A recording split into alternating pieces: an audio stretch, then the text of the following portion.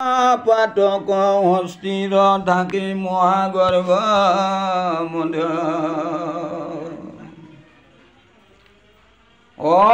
যাবে ৰাম নাম ব্ৰহ্মত্ৰ ইংৰ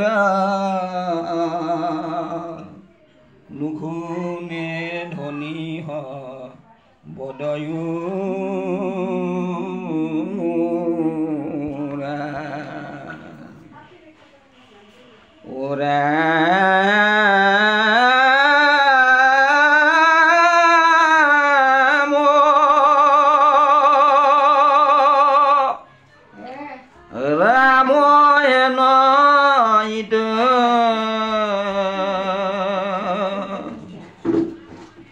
দুগতি অঘৰ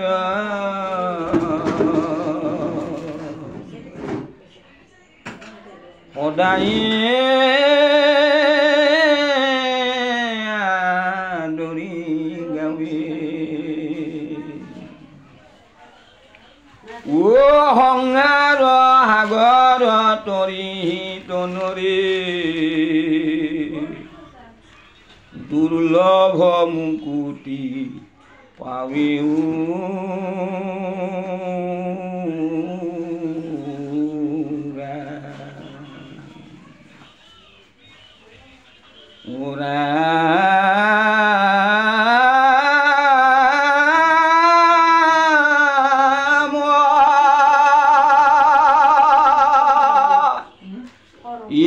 হুইবে মলমতে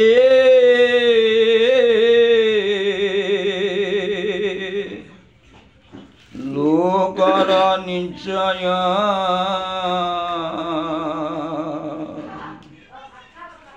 গুচিবে বিয়াচাৰ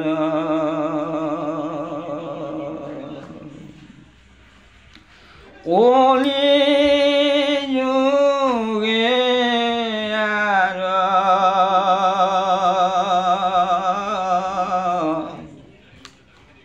অন্যত্ৰ ধৰ্মত কাৰো নাহি অধিকাৰয়ো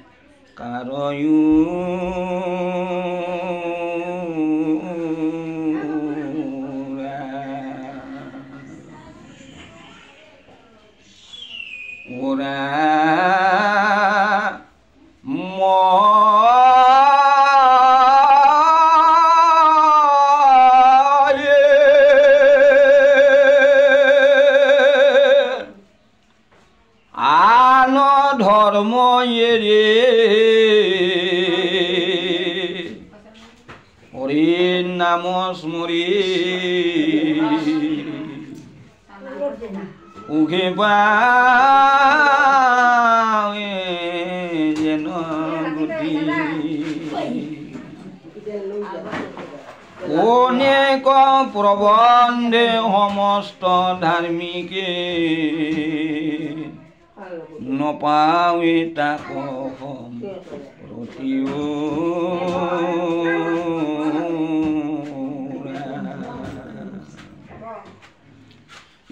ৰাম ও সদায়ে কৃষ্ণক স্মৰি খনিক নপাহৰি বাহানৰ যত মহাপাপ যত মহাপুণ্য ইদুয়ো হবে কি কৰয়ো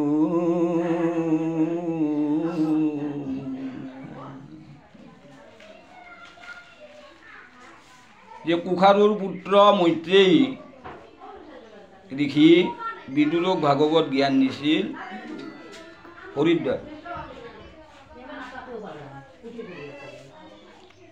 60,000 ঋষি মুনি লগত পৰীক্ষিত ৰাজা ব্যাসৰ পুতে শুকমুনি ভাগৱত জ্ঞান দিছিল গংগা নদীৰ পাৰত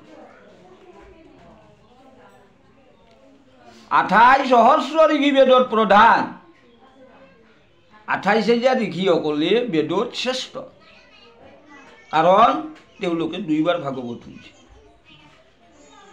32,000-এ একবার ভাগবত শুনছে এই কারণে উগ্রশ্রবা ঋষি মুনির পুতে পুতুর মুখেদি ভাগবত শুনছিল সৌনক ঋষিসকলে নৈমিষাৰণ্য এটা ভাগৱতৰ জ্ঞানত এটাই কৈছে যে ভগৱানক যদি শুনা যায় ভগৱানক যদি গাওয়া যায় ভগৱানক যদি ভাবা যায় এইকাৰণে কৈছে শ্ৰৱণ শুনা কীৰ্তন গাওয়া স্মৰণ ভাবা তেতিয়াহ'লে আমি সংসাৰৰ দুখৰ পৰা আমি যিমান শোক তাপ দুখ আধ্যাত্মিক আদি ভৌতিক আদি দৈবিক এই সকলোৰ পৰা আমি সদায় ৰক্ষা পাম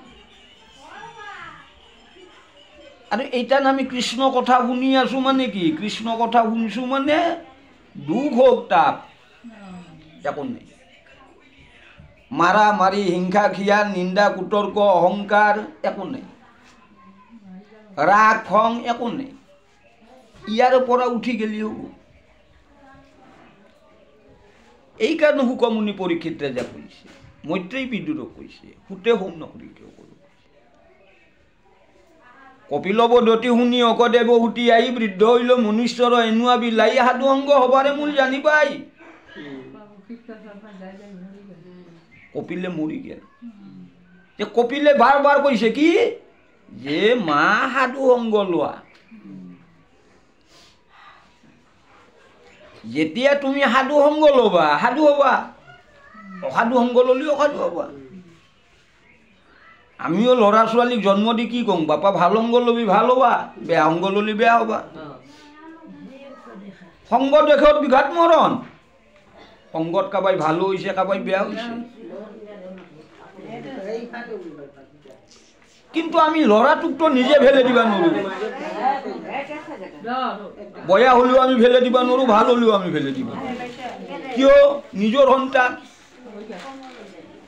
এই কাৰণে ভগৱানও ভেলে দিবা নোৱাৰে ভগৱানৰ সন্তান মুখৰ পৰা জন্ম দিছে ব্ৰাহ্মণ জাতি বাহুৰ পৰা জন্ম হৈছে ক্ষত্ৰিয় জাতি উৰস্থলৰ পৰা জন্ম হৈছে বৈশ্য জাতি চৰণৰ পৰা জন্ম হৈছে শূদ্ৰ জাতি আমাৰ ভাগৱতত 4টা জাতি আমি লোকে বানৈছো 34টা জাতি লোকে কিয় বানলো কৰ্ম অনুসাৰে পৰিৱেশ অনুসাৰে যাৰ যিটো পৰিৱেশ যাৰ যিটো কৰ্ম সেই অনুপাতে আমি একোটা একোটা জাতিৰ নাম দিছো কিন্তু ভাগৱতত 4টা জাতি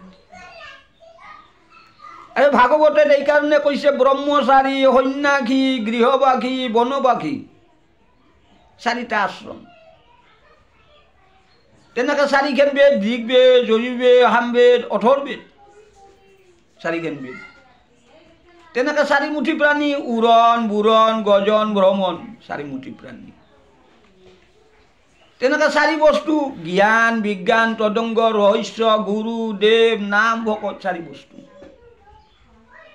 এই 4ৰ বিনাকাৰে কোনো নাই আৰু এই 4ক যায় জানে যায় বুঝে তেতিয়াহ'লে সি জীৱন্ত মুক্ত ভগৱানক আমি জানবা লাগলি প্ৰথমতে কি কৰিব লাগিব সাধু সংগ ল'ব লাগিব কৃষ্ণ কথা শুনবা লাগিব শুনলি আমি জানিম ল'ৰাটো ছোৱালীটোক দেখলি শুনলি জানলিহে ভাল পায় বিয়া হয় নেদেখা নুশুনা কৰি ল'ৰাটোৱে বিয়া নহয় ছোৱালীটোৱে বিয়া নহয় তাৰ বিনিময়ত ল'ৰাটোৱে ছোৱালীটোক পাই কিনে ছোৱালীটোৱে ল'ৰাটোক পাই কিনে মাক বাপেকক ত্যাগ কৰে ভাই ভাতিজা বংশসকলৰ ইষ্টি কুটুম্বক ত্যাগ কৰে ল'ৰাটোৱে ত্যাগ কৰে ছোৱালীটোৱে ত্যাগ কৰে কিয় যে তেওঁলোকে দুইজনে ভাল পাইছে দুইজনৰ মাজত যদি কোনোবাই বাধা বিঘ্নি কৰে ভাল পোৱাৰ মাজত এইকাৰণে তেওঁলোকে শত্ৰুতা হয়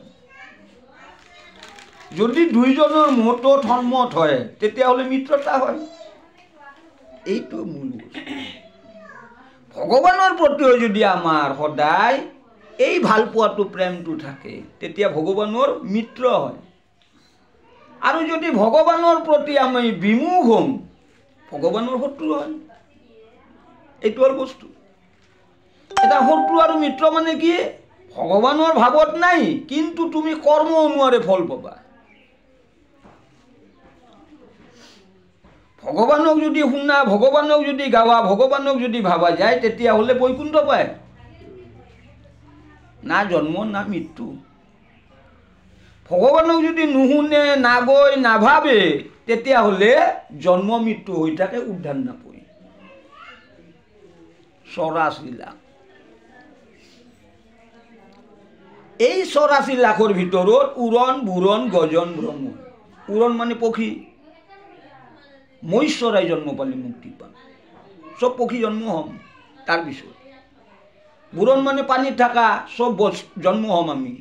জীৱ জন্তু, পানী, কাছু জন্ম পালে মুক্তি পাম। গজন মানে গজালি মেলা, গাছ গছনি চব জন্ম পাম। তুলসী জন্ম পালে মুক্তি পাম। ভ্ৰমণ মানে খোজকাঢ়া, বাঘ, ভালুক, হাতী, গড়া, সিংহ যিমান নেকি আছে চব জন্ম পাম। হৰিণ জন্ম পালে মুক্তি পাম। তাৰপিছত আমি মানুহ জন্ম পাম 84 লাখ জন্মৰ পিছত। এইকাৰণে কি কয় ধন্য নৰতম। তাৰমানে মানুহ জন্মটোত আমাৰ তিতা, টেঙা, কাহা, মিঠা চব আমি জানো। অন্য জন্মত আমাৰ সেইটো জ্ঞান নাথাকে। এইকাৰণে তামসী, এইকাৰণে সাত্বিক।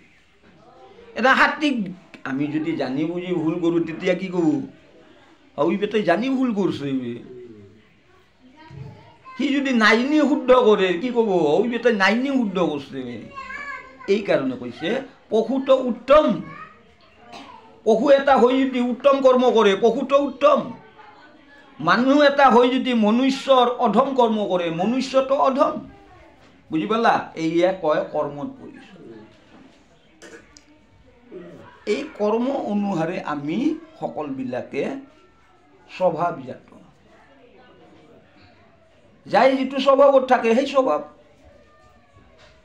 কাবাই মাৰা মাৰি, কাটা কাটি, হিংসা খিয়াল, নিন্দা কুতৰ্ক, অহংকাৰ কৰি কিনে কুচষ্ণা কুমেল গাই কিনে ভাল পায় তাৰ স্বভাৱ। কাবাই নকৰে তাৰ সেইটো স্বভাৱ। কাবাই আৰু মধ্য শ্ৰেণী তাৰ সেইটো স্বভাৱ। এইকাৰণে নকয় সত ৰজ তম। কাবাই সতগুণীয়া, কাবাই ৰজগুণীয়া, কাবাই তমগুণীয়া। এইকাৰণে আমি সকলোবিলাকে তিনিটা গুণত চলি থাকোঁ। এই তিনিটা গুণৰ বাহিৰত তাকে কয় নিৰ্গুণ। সত নহয়, ৰজ নহয়, তম নহয়, তাকে কয় নিৰ্গুণ। এটা যদি নিৰ্গুণ ভক্তি কৰে তেতিয়াহ'লে একো নাই। মাৰা মাৰি, কাটা কাটি, হিংসা খিয়াল, নিন্দা কুতৰ্ক, অহংকাৰ, কুচষ্ণা কুমেল একো নাই। নিজৰ গুণে খাইছে, কাকো মাত বোল দিয়ন্তা নাই, কন্তা নাই। কাবাই যদি একশৰ মাৰি হৈছে আৰু ভগৱানে মাৰবা আহিছে, মাৰিয়ে তই ডাঙৰ মানুহ। ইয়াকে কয় সহ্য, ধৈৰ্য, দয়া, ক্ষমা, ধীৰ, স্থিৰ, গহীন, গম্ভীৰ। এতিয়া আমি যদি সাধু হওঁ, সাধু চৰিত্ৰ। যদি অসাধু হয় হা বেটা মোক চৰ মাছা, তাক আৰু নাক মুখ ফাটে দিয়া। এইটো হ'ল অসাধু চৰিত্ৰ। এটা সাধু কাক কয়, অসাধু কাক কয় এইটোতো বুজি পালা? যায় নেকি সহ্য, ধৈৰ্য, দয়া, ক্ষমা, ধীৰ, স্থিৰ আছে, গহীন গম্ভীৰ আছে তাকে কয় সাধু। যাৰ নেকি নাই সি অসাধু। এইকাৰণে কৈছে যে তুমি কৰ্ম অনুসাৰে ফল পাবা। ভগৱানে পাপক জন্ম দিছে, ভগৱানে পুণ্যক জন্ম দিছে। এইকাৰণে ভগৱানে কাকো ভালো নাপায়, কাকো বেয়াও নাপায়। এই যে আমি কৰ্ম কৰোঁ এই কৰ্ম অনুসাৰে ফল পাম। এইটো হ'ল কথা।